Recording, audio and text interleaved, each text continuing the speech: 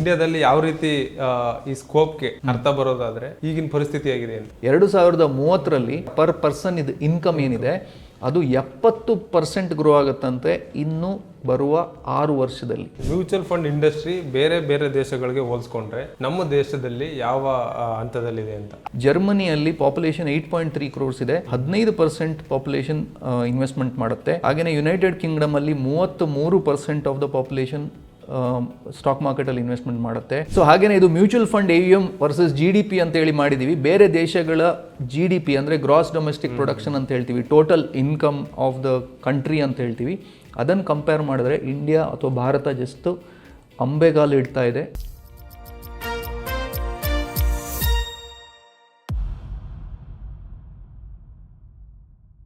Sir, ಈಗಷ್ಟೇ scope ಅಂತ ಒಂದು ಪದನ ಯೂಸ್ ಮಾಡಿದ್ರಿ. ಅದೇ ರೀತಿ ಇಂಡಿಯಾದಲ್ಲಿ ಆ ರೀತಿ ಇನ್ವೆಸ್ಟ್ ಮಾಡೋರು ಇದ್ದಾರಾ?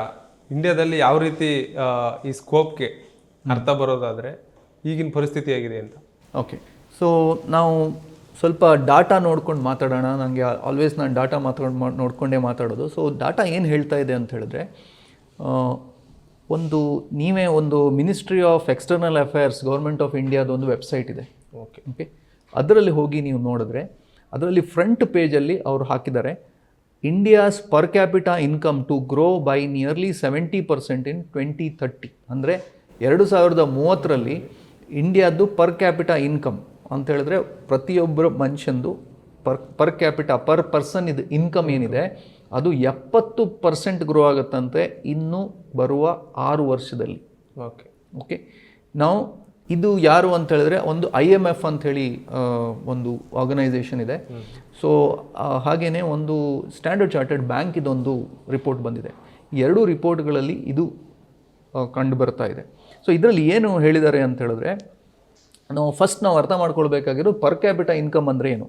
ಸೊ ಸಿಂಪಲ್ ಆಗಿ ಹೇಳೋದಾದರೆ ಒಂದು ನ್ಯಾಷನಲ್ ಇನ್ಕಮ್ ನಾವು ತೆಗೆದು ನಮ್ಮ divided by number of population ಮಾಡಿದ್ರೆ, ಓಕೆ, ನಂಬರ್ ಆಫ್ ಪಾಪ್ಯುಲೇಷನ್ ನಮ್ಮ ಪಾಪ್ಯುಲೇಷನ್ ಎಷ್ಟಿದೆ ಅದು ಮಾಡಿದ್ರೆ, ಸೊ ಅದು ಪರ್ ಕ್ಯಾಪಿಟಾ ಪರ್ ಪರ್ಸನಿಗೆ ಎಷ್ಟು ಇನ್ಕಮ್ ಅಂತ ಬರುತ್ತೆ. ಈಗ ಲಾಸ್ಟ್ ಕೆಲವು ವರ್ಷಗಳ ಪರ್ ಕ್ಯಾಪಿಟಾ ಇನ್ಕಮ್ ನಾವು ನೋಡಿದ್ರೆ ಸುಮಾರು ಡಾಲರ್ ಟರ್ಮ್ಸಲ್ಲಿ ಹೇಳೋದಾದರೆ 2000 ವರ್ಷದ ಇಯರ್ 2000ಅಲ್ಲಿ ಪರ್ ಕ್ಯಾಪಿಟಾ ಇನ್ಕಮ್ ಏನಿತ್ತು ಅದು $442 ಇತ್ತು ಇಯರ್ 2000ಅಲ್ಲಿ. ಇಯರ್ 2020ಅಲ್ಲಿ ಇದು $1910 ಆಗಿದೆ. 2024ರಲ್ಲಿ ಇದು ಸುಮಾರು $2500 ಹತ್ರ ಇದೆ. ಇನ್ನು 2030ರಲ್ಲಿ ಇದು ಸುಮಾರು $4000 ಹೋಗುತ್ತೆ. ಅಂದರೆ $4000 ಇಂಟು $80 $82 ನೀವು ಮಾಡಿದ್ರೆ ನಿಮಗೆ ಕ್ಲಾರಿಟಿ ಸಿಗುತ್ತೆ. ಆದರೆ ಇದಕ್ಕಿಂತ ಒಂದು ನಮ್ಮ ಕನ್ನಡದ ವ್ಯೂವರ್ಸಿಗೆ ಒಂದು ಖುಷಿ ವಿಷಯ ಏನು ಅಂತ ಹೇಳಿದ್ರೆ, ನಮ್ಮ ಈ ಒಂದು ಡಾಲರ್ ಸೇ ಪರ್ ಕ್ಯಾಪಿಟಾ ಇನ್ಕಮ್ ಏನು ಹೈ ಹೋಗ್ತಾ ಇದೆ, ಇದರಲ್ಲಿ ನಮ್ಮ ಕರ್ನಾಟಕ 2ನೇ ಸ್ಥಾನದಲ್ಲಿದೆ. ಓಕೆ, 2ನೇ ಸ್ಥಾನದಲ್ಲಿದೆ. ಇವರೇನು ಹೇಳ್ತಾ ಇದ್ದಾರೆ, ಫಸ್ಟು ಸ್ಟೇಟ್ ಏನಿದೆ ಅದು ತೆಲಂಗಾಣ ಇದೆ, ಸೆಕೆಂಡ್ ಸ್ಟೇಟ್ ಏನಿದೆ ಅದು ಕರ್ನಾಟಕ ಇದೆ. ಸೊ ಪರ್ ಕ್ಯಾಪಿಟಾ ಇನ್ಕಮ್ ಕರ್ನಾಟಕದ್ದು ಸುಮಾರು 2,65,000 ಇದೆ ಅಂತೆ. ಓಕೆ, ಸೊ ಇದು ಒಂದು ನಮ್ಮ ವ್ಯೂವರ್ಸಿಗೂ ಒಳ್ಳೆ ವಿಷಯ. ಸೊ ಇದರಿಂದ ಏನಾಗುತ್ತೆ ಅಂತ ಕೇಳಿದ್ರೆ, ಕಾಮನ್ ಮ್ಯಾನ್ ಇನ್ಕಮ್ ಹೆಚ್ಚಾಗ್ತಾ ಇರಬೇಕಾದ್ರೆ ನಿಮ್ಮ ಇನ್ಕಮ್ ಹೆಚ್ಚಾದ ಕೂಡಲೇ ಆಟೋಮೆಟಿಕ್ಲಿ ನನಗೆ ಇನ್ವೆಸ್ಟ್ಮೆಂಟ್ ಮಾಡಬೇಕು ಅಂತ ಒಂದು ಮನೋಭಾವನೆ ಬರುತ್ತೆ. ಸೊ ಈ ಇನ್ವೆಸ್ಟ್ಮೆಂಟ್ಗೆ ಒಂದು ಗೈಡ್ ಬೇಕು ಯಾರಾದರೂ. ಸೊ ಹಾಗೆ ನೋಡೋದಾದರೆ ನಿಮ್ಮ ಕ್ವೆಶನಿಗೆ ಸ್ಕೋಪ್ ಇದೆಯಾ ಅಂತ ಕೇಳಿದ್ರೆ ಡೆಫಿನೆಟ್ಲಿ ಇದು ಸ್ಕೋಪ್ ಇದೆ. ಮತ್ತು ಇನ್ನೊಂದು ಡಾಟಾ ಇಲ್ಲಿ ಕಾಣ್ತಾ ಇರ್ಬೋದು ನೀವು. ಇದೇನು ಹೇಳುತ್ತೆ ಅಂತ ಹೇಳಿದ್ರೆ, rise in Indian annual household income, ಒಂದೊಂದು ಫ್ಯಾಮಿಲಿದು ಇನ್ಕಮ್ ತೆಗೆದ್ರೆ ಅದೂ ಗ್ರೋ ಆಗ್ತಾ ಇದೆ. ಸೊ ವ್ಯೂವರ್ಸ್ ಈ ಒಂದು ಚಾರ್ಟನ್ನು ಪಾಸ್ ಮಾಡಿ ನೋಡಬೇಕು. ಸೊ 2010ರಲ್ಲಿ ನಮ್ಮ ಫ್ಯಾಮಿಲಿ ಇನ್ಕಮ್ ಏನಿತ್ತು, ಓಕೆ, ನಾನು ಫಸ್ಟ್ ಹೇಳಿದ್ದು ಪರ್ ಕ್ಯಾಪಿಟಾ ಇನ್ಕಮ್ ಅಂದರೆ ಒಂದು ಪರ್ಸನ್ ಇದ್ದು ಇನ್ಕಮ್. ಈಗ ನಾನು ಮಾತಾಡ್ತಾ ಇರೋದು ಫ್ಯಾಮಿಲಿ ಇನ್ಕಮ್. ನಾವು ನೋಡಿದ್ರೆ 2010ರಲ್ಲಿ ಇದು $3,90,000 ಎವರೇಜ್ ಇನ್ಕಮ್ ಇತ್ತು. 2019ರಲ್ಲಿ ಇದು 5,20,000 ಆಗಿದೆ.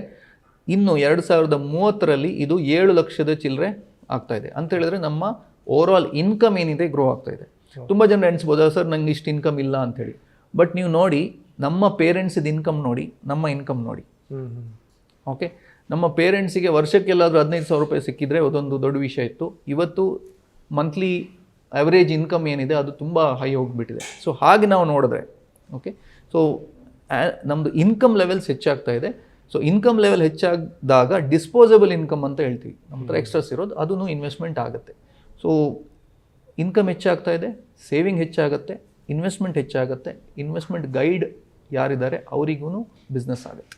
ಓಕೆ ಸರ್, ಇದನ್ನೇ ಇನ್ನೊಂದಷ್ಟು ಬ್ರ್ಯಾಡ್ ಆಗಿ ಯೋಚನೆ ಮಾಡೋದಾದರೆ ಮ್ಯೂಚುವಲ್ ಫಂಡ್ ಇಂಡಸ್ಟ್ರಿ ಬೇರೆ ಬೇರೆ ದೇಶಗಳಿಗೆ ಹೋಲಿಸ್ಕೊಂಡ್ರೆ ನಮ್ಮ ದೇಶದಲ್ಲಿ ಯಾವ ಹಂತದಲ್ಲಿದೆ ಅಂತ. ಸೊ ಈ ಒಂದು ಡಾಟಾ ಏನು ನಾವು ತೋರಿಸ್ತಾ ಇದ್ದೀವಿ ಇಲ್ಲಿ, ಇದರಲ್ಲಿ ನಾವು ಬೇರೆ ಬೇರೆ ಡೆವಲಪ್ಡ್ ಕಂಟ್ರೀಸ್ ಒಟ್ಟಿಗೆ ನಮ್ಮ ಕಂಟ್ರಿನೂ ಒಂದು ಕಂಪೇರ್ ಮಾಡ್ತಾ ಇದ್ದೀವಿ.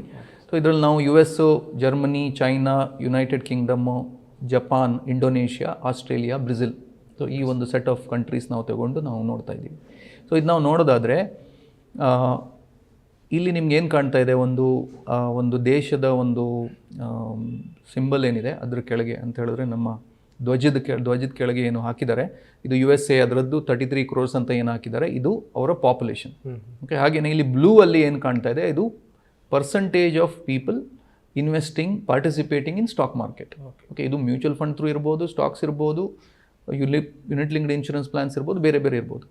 ಸೊ ನೋಡಿ ಇಲ್ಲಿ USA ಅಲ್ಲಿ 33 ಕೋಟಿ ಜನ ಪಾಪ್ಯುಲೇಷನ್ ಇದೆ, 55% ಜನ ಸ್ಟಾಕ್ ಮಾರ್ಕೆಟಲ್ಲಿ ಪಾರ್ಟಿಸಿಪೇಟ್ ಮಾಡ್ತಾರೆ. ಓಕೆ, 33 ಕೋಟಿಯಲ್ಲಿ 55% ಜನ ಸ್ಟಾಕ್ ಮಾರ್ಕೆಟಲ್ಲಿ ಇನ್ವೆಸ್ಟ್ಮೆಂಟ್ ಮಾಡ್ತಾರೆ. ಜರ್ಮನಿಯಲ್ಲಿ ಪಾಪ್ಯುಲೇಷನ್ 8.3 crores ಇದೆ, 15% ಪಾಪ್ಯುಲೇಷನ್ ಇನ್ವೆಸ್ಟ್ಮೆಂಟ್ ಮಾಡುತ್ತೆ. ಹಾಗೆಯೇ ಯುನೈಟೆಡ್ ಕಿಂಗ್ಡಮಲ್ಲಿ 33% ಆಫ್ ದ ಪಾಪ್ಯುಲೇಷನ್ ಸ್ಟಾಕ್ ಮಾರ್ಕೆಟಲ್ಲಿ ಇನ್ವೆಸ್ಟ್ಮೆಂಟ್ ಮಾಡುತ್ತೆ. ಚೈನಾ 13%, ಜಪಾನ್ 44%, ಇಂಡೋನೇಷ್ಯಾ ಕೇವಲ 1%, ಆಸ್ಟ್ರೇಲಿಯಾ 49%, ಬ್ರೆಜಿಲ್ 2%. ಈಗ ಇಂಡಿಯಾದ್ದು ಏನಿದೆ, ಭಾರತದ್ದು ಏನಿದೆ, ಸುಮಾರು 4-5% ಅಂತ ಹೇಳ್ಬೋದು ಇವತ್ತಿನ ದಿನದಲ್ಲಿ. ಸೊ 5% ಜನ ಮಾತ್ರ ನಾವು ಈಗ ಮ್ಯೂಚುವಲ್ ಫಂಡ್ಸ್ ಥ್ರೂ ಅಥವಾ ಸ್ಟಾಕ್ ಮಾರ್ಕೆಟಲ್ಲಿ ಡೈರೆಕ್ಟ್ ಇನ್ವೆಸ್ಟ್ಮೆಂಟ್ ಮಾಡ್ತಾ ಇರೋದು. ಓಕೆ, ಸೊ ಈಗ ನೋಡಬೇಕಾಗಿರೋದೇನು, ಚೈನಾಗೂ ನಮಗೆ ಕಂಪ್ಯಾರಿಸನ್ ಮಾಡ್ಬೋದು, ಯಾಕಂತ ಹೇಳಿದ್ರೆ ಪಾಪ್ಯುಲೇಷನ್ ಪಾಯಿಂಟ್ ಆಫ್ ವ್ಯೂ, ಬೇರೆ ವಿಷಯಗಳಲ್ಲಿ ಮಾಡ್ತಾ ಇಲ್ಲ ನಾವು. ಓಕೆ, ಪಾಪ್ಯುಲೇಷನ್ ಸೇಮ್ ಇದೆ. ಸೊ ಇವತ್ತು 4% ಇರೋದು ನಾಳೆ ಈವನ್ 8% ಆದರೆ ಓಕೆ, ನಮ್ಮ ಪಾಪ್ಯುಲೇಷನ್ ಇನ್ವೆಸ್ಟ್ಮೆಂಟ್ ಮಾಡ್ತಾ ಇರೋರು it will be a huge growth.